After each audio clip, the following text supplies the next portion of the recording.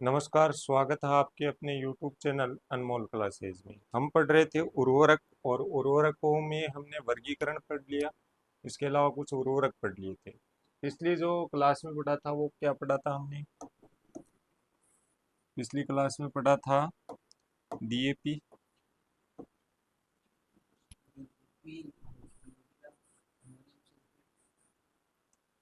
पिछली क्लास में क्या पढ़ा था? डीएपी पढ़ा था। जो लास्ट लास्ट जो क्लास हुई है अपनी उसमें क्या पढ़ा था? डीएपी। ठीक है, डीएपी को एक बार फिर से देख लेते हैं।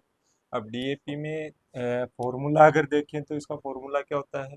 NH4 का होल ट्वाइस HPO4। अगर कोई निर्माण पूछे कि निर्माण कैसे होता है इसका, तो निर्माण की अगर बात करें तो निर्माण कैसे होगा बेटा? जब अमोनिया की क्रिया किससे करवा देंगे हम? ऑर्थो फोस्फोरिक अम्ल। ऑर्थो फोस्फोरिक अम्ल से करवाएंगे तो क्या बनेगा अपने पास? डीएपी। क्या बनता है? डी। ठीक है, क्या बनेगा? डी। ठीक है। इसको क्या करते हैं, इसमें जो अम्ल है, इस अम्ल की जो सांद्रता रखते हैं वो कितनी रखते हैं? 75%। कितनी रखते हैं? 75%। अब इस घोल में हम क्या करेंगे? अमोनिया गैस को प्रवाहित करवाते हैं। अमोनिया गैस को क्या करवाते हैं? प्रवाहित करवाते हैं। तो इससे क्या होता है? तापमान बढ़ जाता है, और तापमान बढ़ने के कारण ये घोल क्या हो जाता है? गाढ़ा हो जाता है। और गाढ़ा होने के बाद में जब ये ठंडा होगा तो ये किसमें परिवर्तित हो जाएगा? दानों के रूप। इसमें हो जाता है दाना। ठीक है, इतना याद रखना। किसके साथ? अमोनियम के साथ किसकी करवाएंगे? आर्थो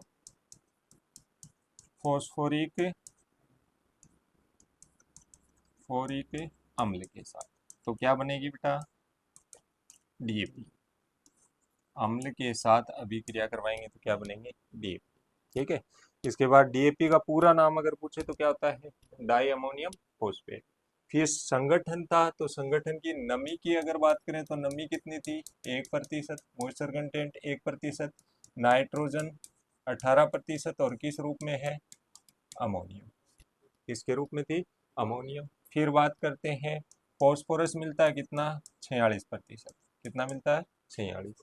ठीक है। फिर हम जल में घुलनशील फॉस्फोरस की अगर बात करें तो कितना है? 41.60%। कितना होता है? 41.60%। ठीक है, ये क्या था? इसका कंपोजिशन था। फिर गुण की अगर बात करें तो कैसा मिलता है? दानेदार होता है। कैसा होता है? दानेदार। ठीक है, ये देख रहे हो दाने। ठीक है, कैसा होता है? दानेदार होता है। फिर जल में क्या होगा? घुलनशील। जल में क्या होता है? घुलनशील, वाटर सोल्यूबल होता है। ठीक है। फिर इसमें नाइट्रोजन और फॉस्फोरस हमें मिलती है। क्या मिलती है? नाइट्रोजन और फॉस्फोरस। ठीक है।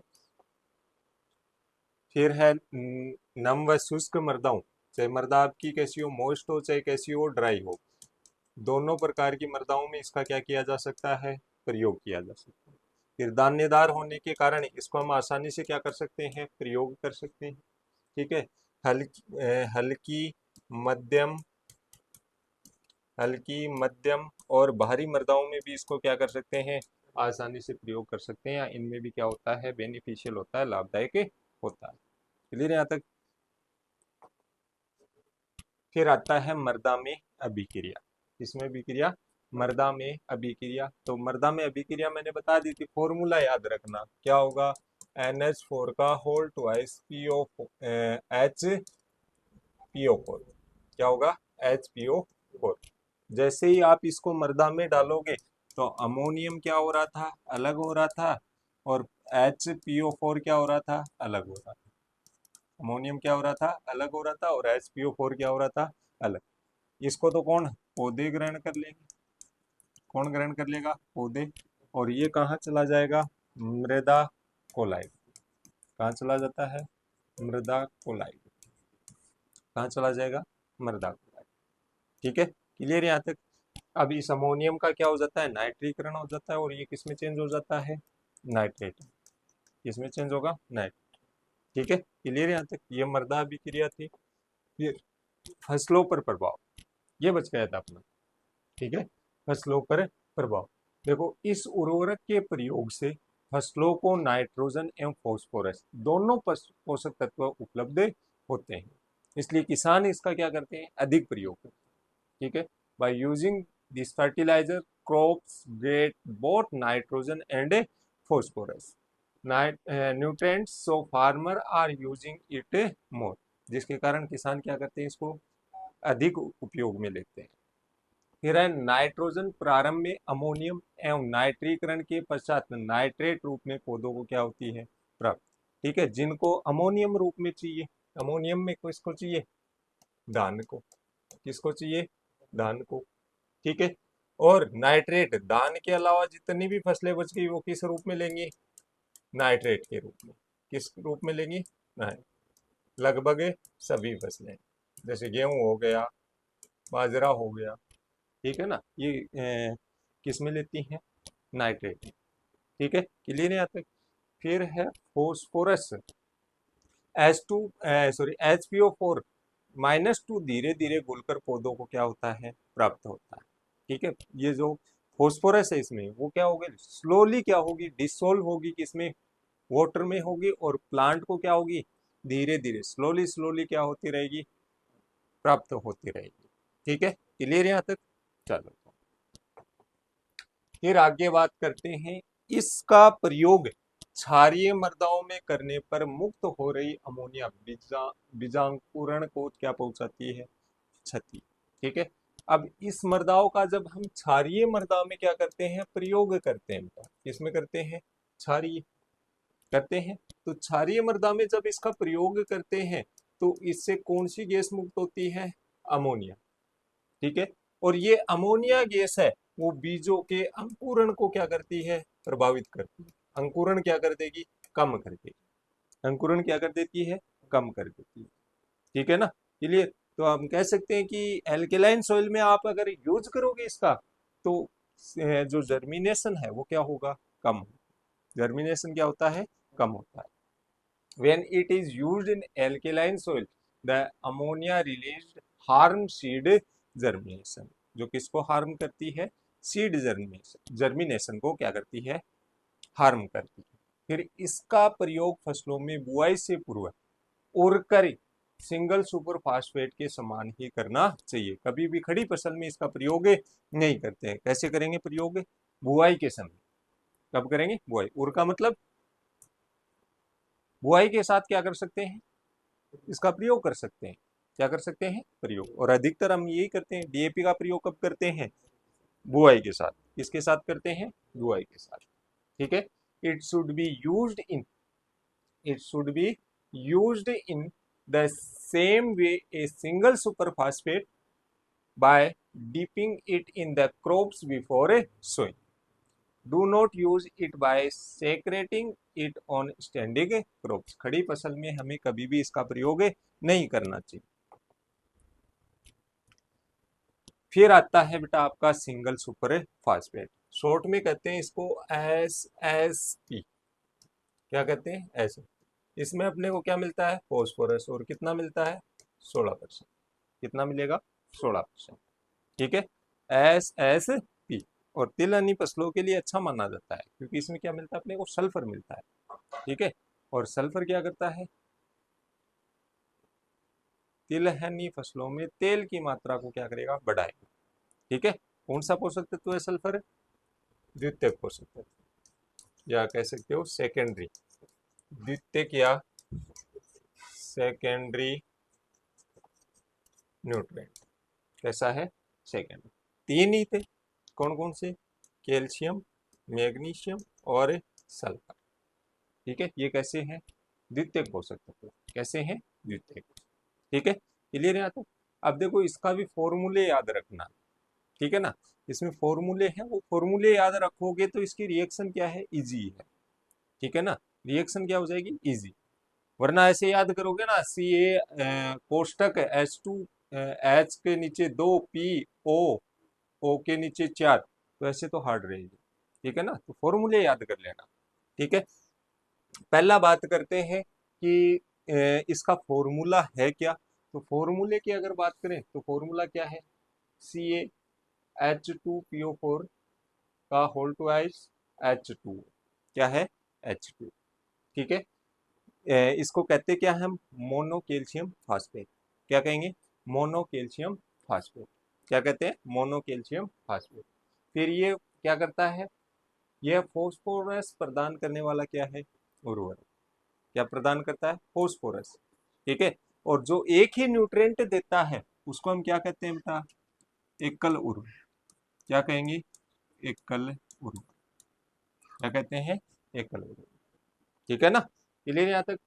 फिर है ये फोस्फेटिक उर्वरकों में सबसे पुराना व लोकप्रिय उर्वरक है, फोस्फेटिक उर्वरक है ना। तो फोस्फेटिक उर्वरक की अगर हम बात करें ना बेटा, तो लगभग 100% में से 70% जो फोस्फेटिक उर्वरक है उनका निर्माण कहाँ होता है, इंडिया में।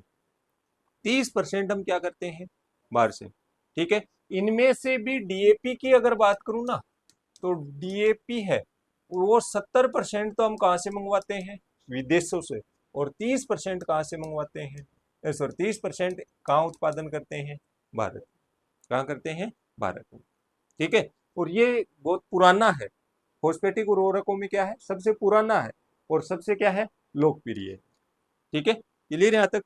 फिर इसका उत्पादन सर्वप्रथम 1942 में लोस क्या है, एक वैज्ञानिक का नाम, कब किया था, 1842, कब किया था, 1842 में, ठीक है।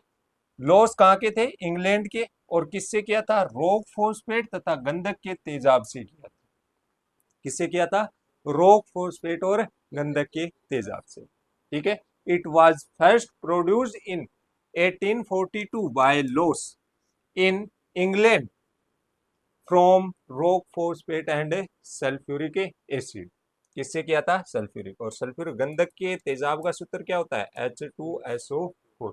इसी का हम उपयोग कहाँ करते हैं बेटा, फसलों को फॉरेस्ट या पाले से बचाने के लिए, किससे करते हैं, पाले से बचाने के लिए, ठीक है। फिर आता है संगठन, क्या आता है, संगठन, ठीक है। कंपोजिशन की अगर बात करूं तो मैं पहले भी बता चुका हूं, इसमें नमी याद करनी है, नमी कितनी होती है, 1.2%, मॉइस्चर कंटेंट कितना है, 1। फिर आता है इसमें फॉस्फोरस की अगर बात करें तो कितनी होती है, 16%, कितनी होती है, 16। फिर मुक्त फॉस्फोरिक अम्ल, मुक्त फॉस्फोरिक अम्ल कितना होगा, 4%, अम्ल कितना होता है, 4% होता है, कितना होगा, 4, ठीक है। तो मैक्सिमम मॉइस्चर कंटेंट 1.2%। फिर total water soluble phosphorus percentage कितना होता है, 16%। फिर free phosphoric acid percentage maximum कितना होना चाहिए, 4%, ज्यादा से ज्यादा कितना हो सकता है, 4%, ठीक है, क्लियर यहाँ तक। फिर आते हैं इसके गुण, गुण का मतलब कैसा, तो ये दिखाई देता है, ठीक है, क्या क्या इसको मिलते हैं, कि किस फॉर्म में इसमें फॉस्फोरस होती है। तो पहला ये कलर की अगर बात करें तो कैसा होता है, बादाम, आलमंड होता है ना, बादाम होती है, उस वैसा कलर होता है, ठीक है। और होता कैसा है, या तो चूर्ण के रूप में मिल सकता है, या कैसा मिल सकता है अपने को, दानेदार, या तो पाउडर फॉर्म में होगा, या किस में होगा, ग्रेनुलर, किस में होगा, ग्रेनुलर, ठीक है।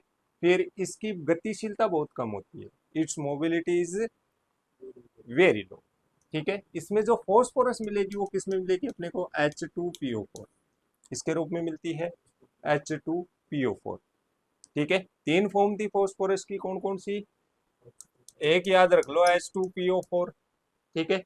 फिर इसमें से हाइड्रोजन कम करते जाओ और ऊपर चार्ज बढ़ाते जाओ, और फिर कौन सा आएगा, PO4-,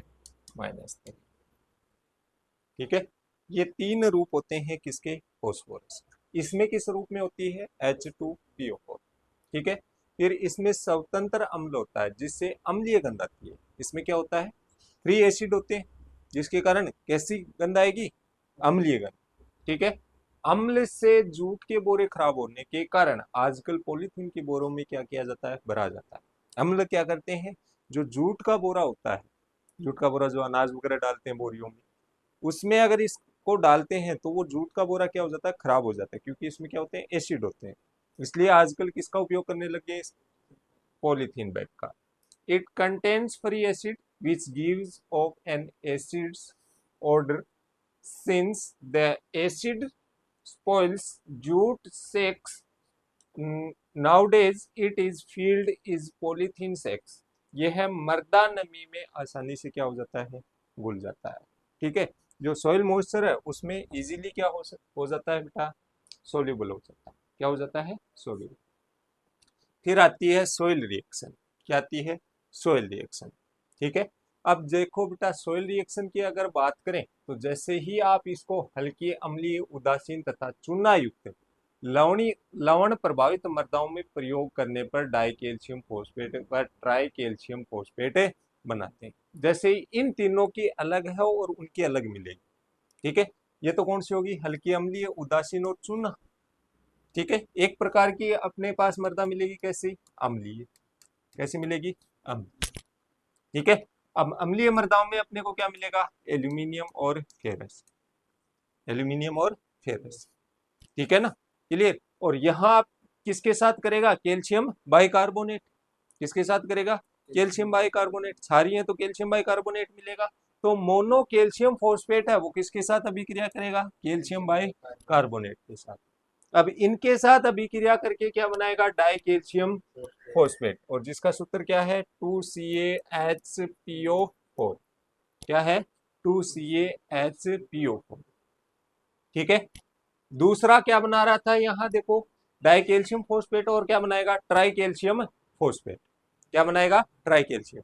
देखो पहली तो कंप्लीट हो गई। दूसरी रिएक्शन हम करवाते हैं mono calcium phosphate. Mono calcium phosphate फिर से किसके साथ, कैल्शियम बाइकार्बोनेट के साथ। किसके साथ रिएक्शन कर रहा है, कैल्शियम बाइकार्बोनेट के साथ। और क्या बनाएगा, ट्राई कैल्शियम फोस्फेट। और ट्राई कैल्शियम फोस्फेट का फॉर्मूला क्या है, CA3PO4 का होल ट्वाइस। क्या है, CA3PO4 का होल ट्वाइस। ट्राई का मतलब तीन कैल्शियम है। ठीक है, और क्या है, फोस्फेट। ठीक है, क्लियर यहां तक, कितनी बात क्लियर। ठीक है, अब देखो बेटा ये तो बना लिया। अब इसमें से क्या मिलेगा, दूसरा प्रोडक्ट और बनेगा, वो क्या बनेगा, कार्बनिक अम्ल। क्या बनता है, कार्बनिक। क्लियर यहां तक। अब पूरी रिएक्शन एक बार फिर से देखो, mono calcium phosphate calcium bicarbonate के साथ क्या करेगा, अभिक्रिया। ठीक है, अभिक्रिया करके क्या बनाएगा, डाई कैल्शियम फोस्फेट और कार्बनिक अम्ल बनाएगा। ठीक है, दूसरा मोनो कैल्शियम फोस्फेट है वो किसके साथ अभिक्रिया करेगा बेटा, कैल्शियम बाई कार्बोनेट के साथ। किसके साथ अभिक्रिया करेगा, कैल्शियम बाई कार्बोनेट के साथ। ठीक है, और कैल्शियम बाई कार्बोनेट के साथ अभिक्रिया करके क्या बनाएगा, ट्राई कैल्शियम फोस्फेट। और इसमें भी क्या बनेगा, कार्बनिक अम्ल। और कार्बनिक अम्ल का फॉर्मूला क्या होता है, H2CO3। क्या होता है, H2CO3। ठीक है, अब जो बने हैं अपने पास डाई कैल्शियम फोस्फेट। ठीक है, तो मृदा जल में उपस्थित कार्बनिक अम्ल में डाई कैल्शियम फोस्फेट धीरे धीरे क्या होता है, घुलता जाता है तथा पौधों को क्या होता रहता है, प्राप्त होता है। क्या होता रहेगा, प्राप्त। ठीक है, क्लियर यहां तक। फिर अधिक अम्लीय मृदाओं में, अधिक अम्लीय मैंने पीछे भी बताया था, अम्लीय मृदाओं में क्या मिलेगा, एल्यूमिनियम और फेरस या कह सकते हो आयरन मिलेगा। ठीक है, तो अधिक अम्लीय मृदाओं में लोहा तथा एल्यूमिनियम के साथ मिलकर इनके फोस्फेट बनाता है। ये के साथ अभिक्रिया करके या मिलकर क्या बनाएगा, फोस्फेट। तो इससे फोस्फोरस स्थिरीकरण होता है। किसका स्थिरीकरण होता है, फोस्फोरस का। देखो रिएक्शन ये क्या था, कैल्शियम मोनो कैल्शियम फोस्फेट। क्या था, मोनो कैल्शियम फोस्फेट। अब मृदा कैसी है, अम्लीय। अम्लीय है तो क्या मिलेगा, एक तो एल्यूमिनियम एक फेरस। अब फेरस की हम रिएक्शन करवाते हैं तो किसके साथ कराएंगे, आयरन ऑक्साइड के साथ। किसके साथ, आयरन ऑक्साइड के साथ। अब आयरन ऑक्साइड के साथ अभिक्रिया करके ये क्या बनाता है, आयरन फोस्फेट। ठीक है, जो क्या होता है, अघुलनशील होता है, इनसोल्यूबल होता है। कैसा होता है, ठीक है, क्या होगा, इनसोल्यूबल। ठीक है, और क्या बनेगा, डाई कैल्शियम फोस्फेट। क्या बनेगा, डाई कैल्शियम फोस्फेट। ठीक है, बाकी वही बन रहा है, बस कार्बनिक अम्ल की जगह क्या बन रहा है बेटा, आयरन फॉस्फेट। क्या बन रहा है, आयरन। और क्या बाहर निकलेंगे, जल के अणु। क्या बाहर निकलते हैं, जल के अणु बाहर निकलते हैं। ठीक है, चलिए इसी प्रकार हम किसके साथ, एल्यूमिनियम, तो एल्यूमिनियम ऑक्साइड के साथ अभिक्रिया कराएंगे। तो एल्यूमिनियम ऑक्साइड के साथ जब हम अभिक्रिया करवाते हैं तो क्या बनेगा बेटा, aluminium oxide. Die calcium phosphate तो बनेगा बनेगा, इसके अलावा क्या बनेगा, एल्यूमिनियम फॉस्फेट बनेगा, 2AlPO4। इसको हम क्या कहते हैं, यहाँ लिखा हुआ नहीं है, ठीक है ना, एल्यूमिनियम ऑक्साइड।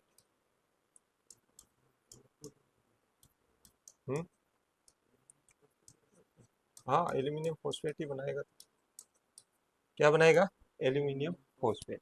ठीक है, जब हम एल्यूमिनियम ऑक्साइड के साथ अभिक्रिया करवाएंगे तो क्या बनाएगा, एल्यूमिनियम फॉस्फेट। ठीक है, या फेरस या कह सकते हो आयरन फॉस्फेट बन रहा था, इसकी जगह यहाँ क्या बनेगा, एल्यूमिनियम फॉस्फेट। बाकी सेम रिएक्शन रहेगी, क्या बनेगा, डाई कैल्शियम फॉस्फेट, और क्या बाहर निकलेंगे, जल के अणु। क्या निकलेंगे, जल के अणु। ठीक है, चलिए इसको सही कर लेना, CaH2PO4 का होल ट्वाइस, सॉरी ये भी गलत है, H2PO4 होगा। क्या होगा, H2PO4। ठीक है ना, H2PO4, यहाँ भी ये यहाँ आएगा H2PO4। ठीक है ना, H2PO4। ठीक है, यहाँ ये गलत है, ये दो यहाँ नहीं आएगा, ये होगा CaH2PO4 का होल ट्वाइस। ठीक है, H2PO4।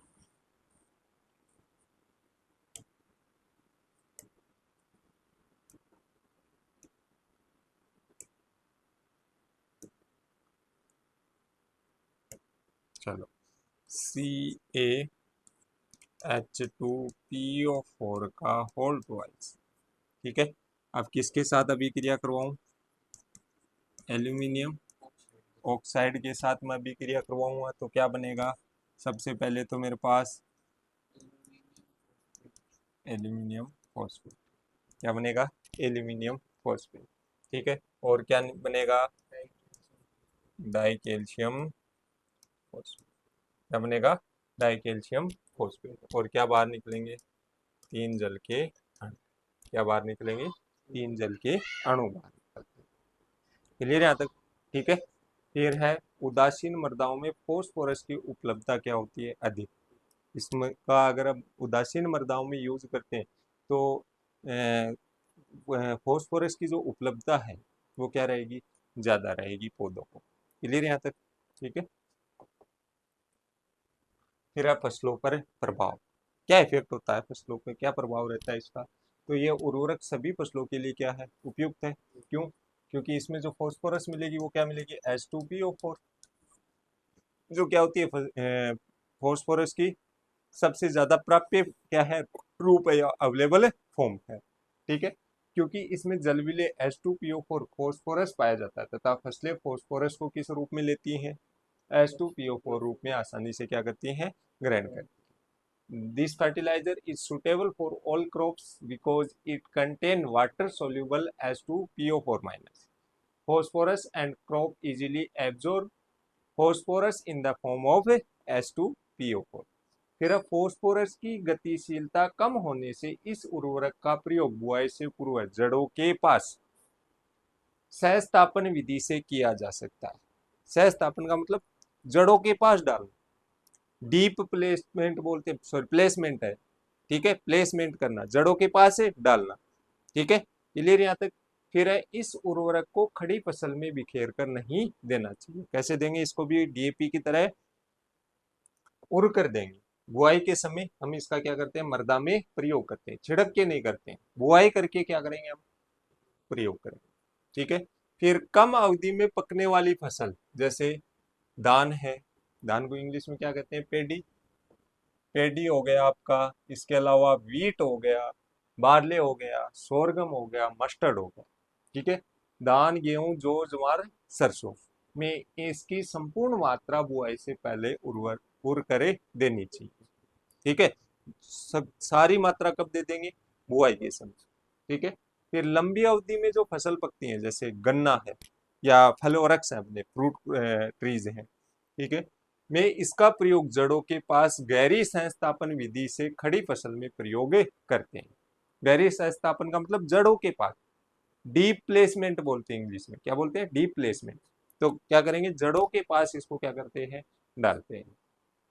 फिर है अम्लीय मृदा जिनका पीएच मान कितना हो, 5.5 से कम हो, उनमें इस उर्वरक का प्रयोग नहीं करें, क्योंकि फसलों को प्राप्यता क्या होती है, बहुत ही कम होती है। आवश्यकता हो, अगर आवश्यकता है तो आप क्या कर सकते हो, इसमें चूना मिलाकर इसका क्या कर सकते हो, प्रयोग कर सकते हो। ठीक है, और जब मृदा की पीएच 5.5 से कम होती है तो इनमें बेटा, इन मृदाओं में ओनली फंजाई ही क्या रहती है, सक्रिय।